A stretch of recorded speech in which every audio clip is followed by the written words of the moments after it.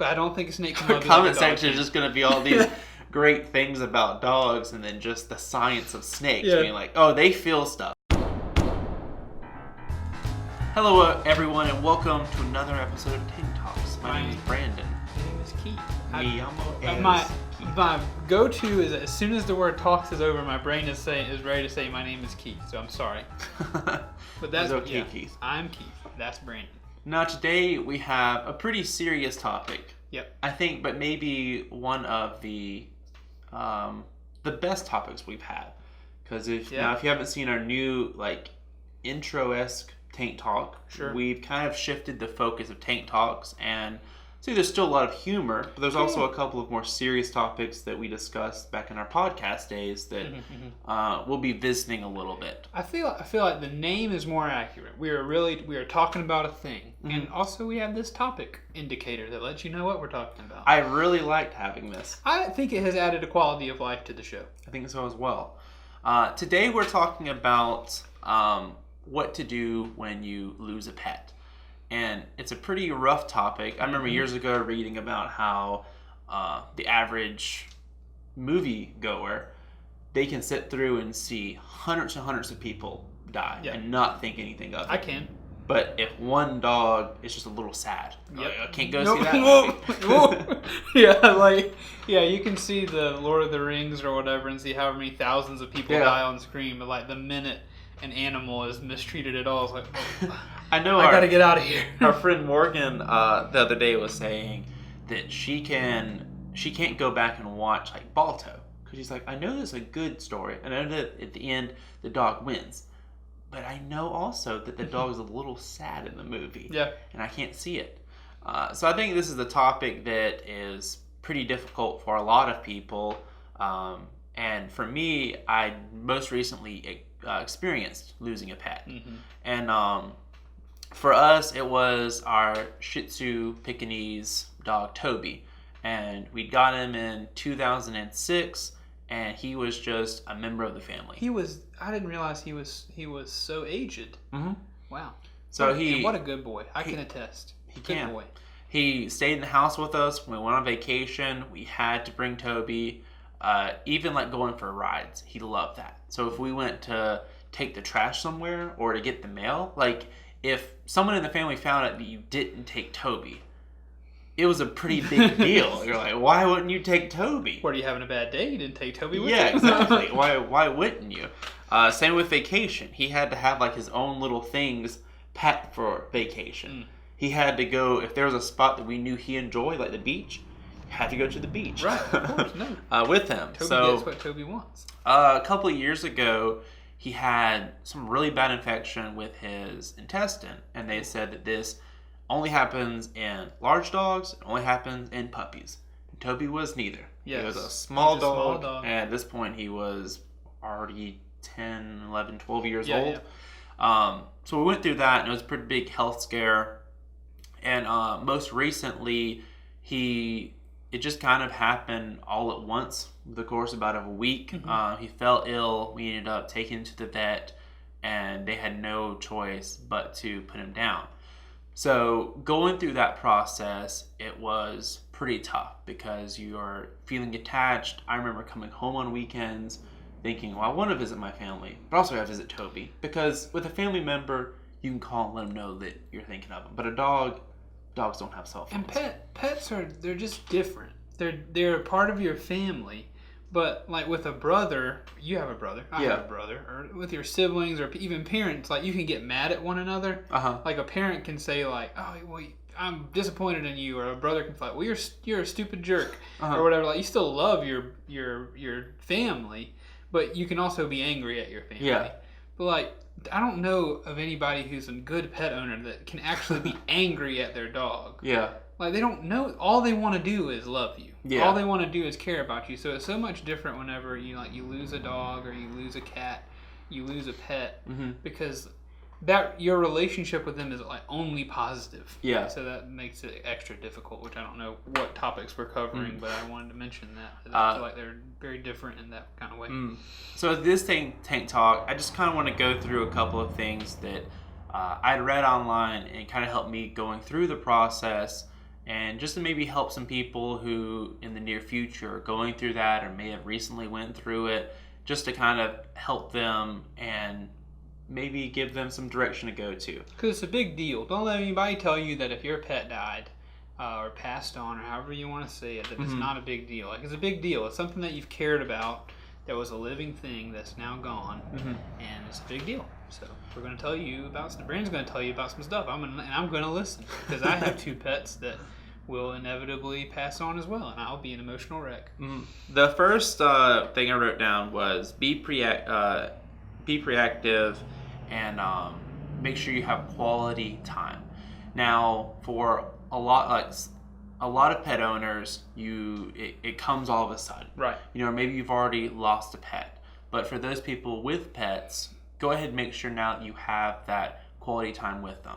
Because that was something that helped with the passing of Toby, is that, like I stated before, he went on vacation, he had the best food, if Toby wasn't sleeping in someone's bed at night, it was a big deal. You didn't just let Toby sleep on the floor. You got him in bed, he had his own blanket and all of that. You made sure. So there was the quality of life, and it helped a lot with the passing, because it just, you have because you know that he wasn't mistreated. Yeah, he had a good life. You have fewer regrets with, I wish I would have spent more time or whatever. And so if you have a pet right now, and in the near future, or if you have a puppy, it's just keeping that in mind.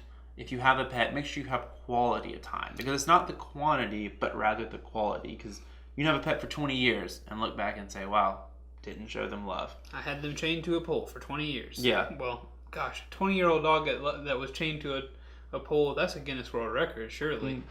But yeah, absolutely. That bowl of ice cream can wait. That next level of Mario can wait. That new episode of The Real Housewives of Atlanta, it can wait. Go throw a bone with your dog.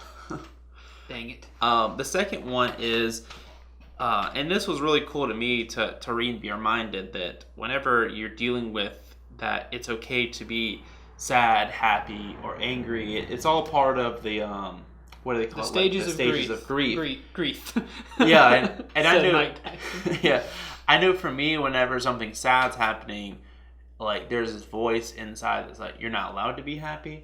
Because even when Toby passed away, my mom was able to, even the night of, to make a joke saying well, remember when we did this or whatever, and I was like, oh, I can't do that, because I have a voice saying, nope, you gotta be sad, you gotta be torn up. I'm with you there. And I have a bad habit of being the same way. Yeah, and it's okay to feel those, and even the angry part, I read that it's good to go, if you have any questions, for the vet, go and talk to them. And I know that was something that I was struggling with, is I didn't know the whole picture. I don't think I want to know the whole picture.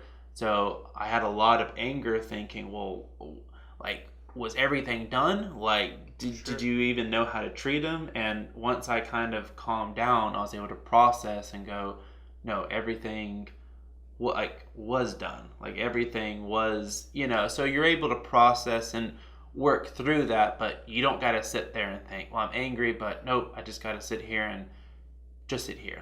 No, you can, for some people, they can, as soon as it happens, they can laugh. They might get angry, they might be sad.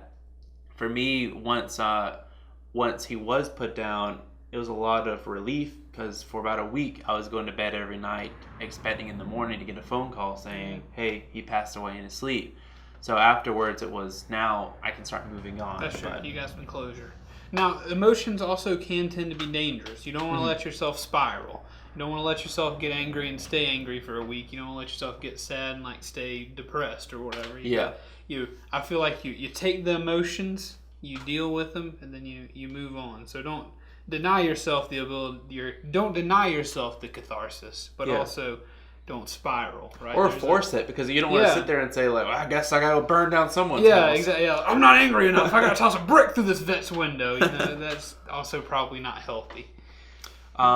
Thirdly, talk to others who have went through it, because they're feeling what you felt. With my wife, her family a couple years ago, they lost a pet that was just as close to them as Toby was to us. So it was nice being able to be around people that understand, oh, this is a member of the family, instead of talking to people that are like, oh, that's just a dog. Right. You know, I talk to people who are going through the same thing, and so they can help you, or they can remind you, or even with this video, like, you're talking to people who have had dogs. That way we can say, hey, we've been in your shoes. This is what helped us. I've lost my fair share of them. I haven't lost too many as an adult, but I've lost several as a child, which maybe is more detrimental. I don't know.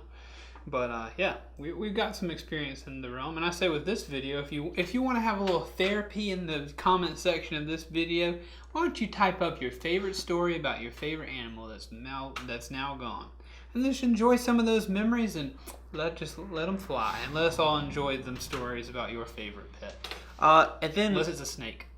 Fourth one, I thought about making that joke, but then I was like, maybe that's the people who need the most love. I feel bad, but the science says that snakes can't really feel complex emotion. Prove me wrong, but I don't think a snake can love you. The comment section is just going to be all these great things about dogs, and then just the science of snakes. Being like, oh, they feel stuff. They feel stuff. Somebody explain it to me, because I can't see it, but that's not what this is about. If you lost a snake, your trauma is also valid. Then finally, don't be afraid to get another pet. A lot of people who end up losing a pet, they feel this guilt of, well, I'm replacing them, or no, I don't want to go through this again. But the way I kind of came to terms with it is that, yes, you can never get another pet again, and you won't deal with that. But you know, if you live with that philosophy, are you just, you know, you're never going to date someone because you don't want to get your heart broken. You don't never want to get a job because you don't want to have a bad day at work. You know, when you start doing that, you start limiting yourself, you start limiting your life, you start limiting the story you're writing with your life. And if you find yourself benefiting from the companionship of a pet and you long for that, but you're denying yourself because you don't want to feel the hurt again, that discomfort's going to be worse than the eventual, like, you know, you get 9 years of great memories and then, you know, maybe 6 months of loss. Yeah. And so just your net happiness is increased. You get to give an animal a wonderful life and they're happy all the time mostly. And then, you know, it's not a great argument to say that I don't want to hurt again, so I don't want to get another pet. If you want. Yeah. And I know even with my family, a couple months ago, we adopted fellow Tank Media actor Josh Kerr. His family is getting rid of this like little Chihuahua mix, so my family adopted him. So it's been nice that he like Toby had a weird personality, so now he's got to the point to where he won't eat anything but dry food. So Toby was able to teach him like, no, don't sell it for dry food, get the good stuff.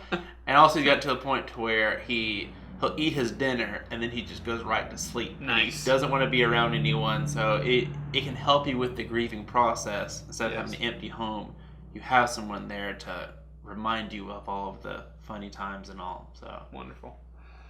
Well, Brandon, if you have anything else about Toby or anything else? I think I shared. I mean, we could make a whole like memorial thing of sharing Toby stories, but we need like a circle of chairs and inviting guests in. If that's something you want, you need to leave that in the comment section. If you'd like to have us a seance or something, that's not right. Seance is not something we're going to do. Just a memorial service. But most friends had experience, so you could have like Andrew and all. You'd just have a circle, and they would come join and have their just all explain the losses of our pets. But Brendan, thank you for sharing that. I hope you people enjoyed it. And just I guess use those topics. Yeah, be proactive and enjoy your pets, and don't be afraid to get another pet, and all those things. Brandon brought you some wisdom, and I've enjoyed being a part of it. But, Brandon, if you're finished, in the meantime, we'll see you next week. Please remember to like, comment, subscribe on this video. If you want to see more stuff like this, you got to leave us a comment. If you like what we do, share the Tank Media gospel with your friends. And in the meantime, we will see you next time. Please remember that we love you very, very much.